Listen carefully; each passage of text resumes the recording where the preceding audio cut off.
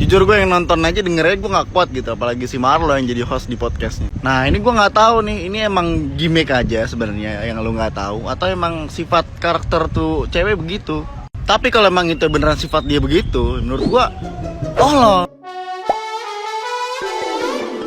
Kesha Lefron kah?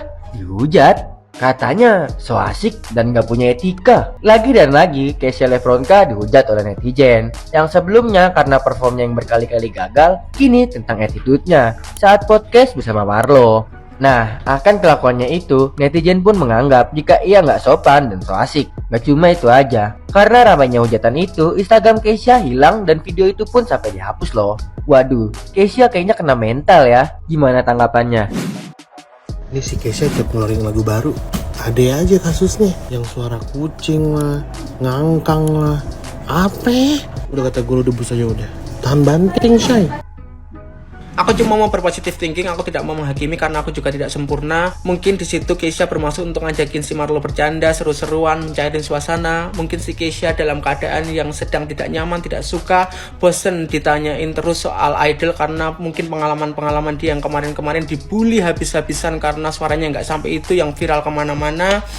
Atau mungkin memang modelan gaya bicara si Kesha memang seperti itu dan hanya saja si Marlo kurang siap untuk ngadepin model jokes atau miso-misonya si Kesha itu. Di sisi lain, menurut aku secara pribadi memang ngomong dengan orang yang dewasa, apalagi di podcast ditonton oleh banyak orang, seperti itu memang juga kurang tepat. Mudah-mudahan si Kesha bisa belajar dari pengalaman, mudah-mudahan dia makin dewasa. Mudah-mudahan karir dia tetap panjang. Semangat ya Kesha, karena tidak semua orang bisa menerima jokes kita. Perbaiki diri terus ya. Kenapa juga harus jawabnya seperti itu? Ya ampun, sangat disayang. Aku adalah orang yang dari dulu paling gak bisa banget sama orang yang gak punya attitude, yang attitude-nya buruk dan kurang. Aku tuh gak bisa banget gitu loh.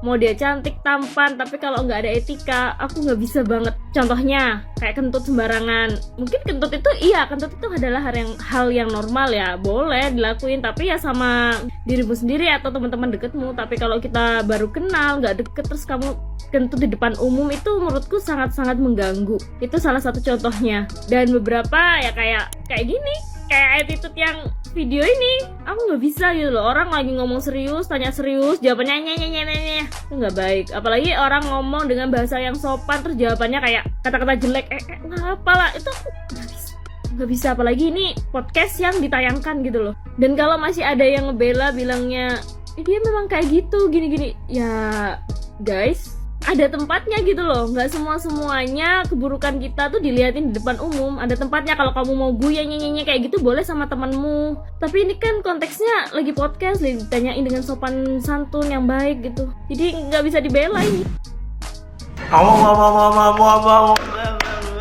Itu dia senjata makan tuan. Kesha Love French Coast. Saya juga tidak tahu namamu, tapi kamu trending topik dari kemarin ya Kesha ya. Habis kamu Kesha ya. Akun IG kamu hilang Kesha gara-gara kamu keselin sama Marlo. Minta maaf tuh sama Marlo, lu parah lu. Parah lu. Gila orang kerja loh. Marlo tuh kerja lagi ngobrol-ngobrol, gak yang lagi di kereta gitu. Ini sih mbak, yang basa-basi enggak, dia emang kerja. Emang harusnya ini ya, ini cuma makannya mbak, jangan ngeselin. Ya tolong ya Kesha nih, semoga berubah lah, jadi lebih baik, berproses ya. Waduh ya apa iki Kesha Lefron Kai iki sini wong Jawa ngomong kok sikil lambu barang iki ya apa ya sakno sing sing podcast iku mang sampai bingung. Akhirnya kan video ini di take down sampai YouTube. Saiki video ini Kesha iki ya lagi viral iki di TikTok. Ayu cah ayu kok iso koyo ngono. Ora apa-apa pokoke ayu ya, daripada elek ngono. Tapi anjene ayu iki kudu ketok eleke supaya viral di TikTok iki. Lek wis kadung viral di TikTok terus viral maneh kan rupane Kesha iki wis rada gak payu, jadi kudu gawe ngono iku supaya payu ya. Ngono kira-kira cah. Aduh ya apa piye.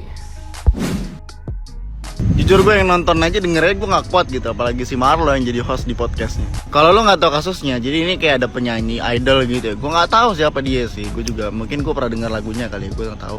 Tapi ini orang nyeleneh gitu di podcast kayak orang so asik kayak apa ya, gitu deh.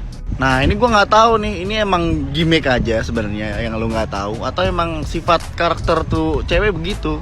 Tapi kalau emang itu beneran sifat dia begitu, menurut gue tolong. Jadi di podcastnya tuh ditanya sama Marlo, kok lu jadi idol begini? Tapi si cewek itu bilang gitu kayak, ya emang kenapa, gue kan manusia biasa, gue juga punya sifat asli gue. Menurut gue goblok aja kalau sifat asli lu begitu.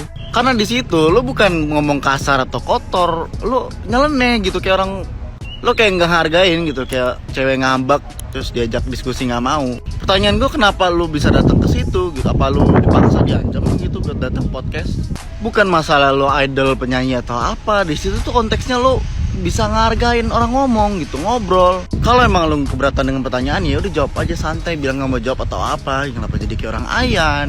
Dan satu lagi nih, dimanapun ya kasus apapun, kalau emang lo nggak ngerasa salah dengan apa yang lo lakuin, ya udah nggak usah cabut, nggak usah kabur. Ini gue liat Instagram lo udah nggak ada, katanya lo dihujat takut.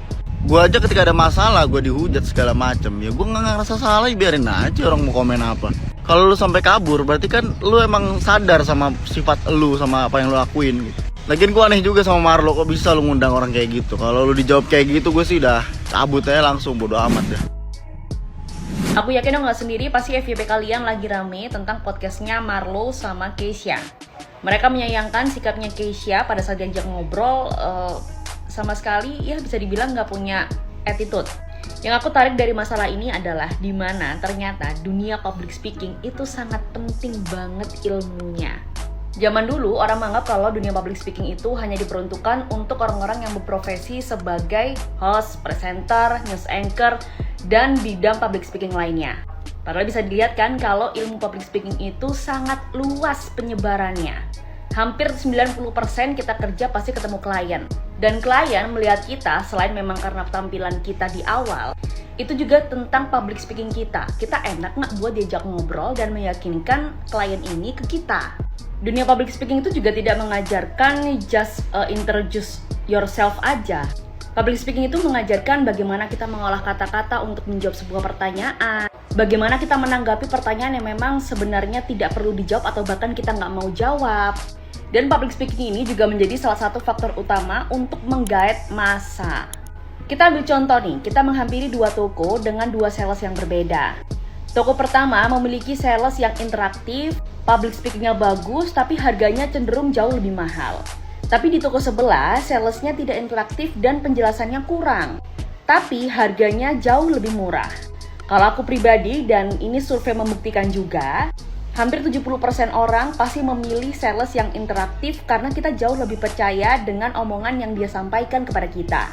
Begitupun juga public speaking mengajarkan kita bagaimana cara menempatkan diri pada saat kita ingin bercanda kepada orang. Tidak 100% semua orang bisa diajak bercanda, apalagi bercandanya selaras sama kita. Itu nggak semuanya bisa seperti itu. Jadi buat teman-teman nih yang memang kalau masih berpikir kalau public speaking atau ilmu public speaking itu hanya diperuntukkan oleh orang-orang yang berprofesi di bidang public speaking juga, itu salah ya teman-teman. Jadi public speaking itu luas, bahkan digunakannya pun dalam jangka panjang dan sangat bermanfaat bagi kita dan orang lain juga.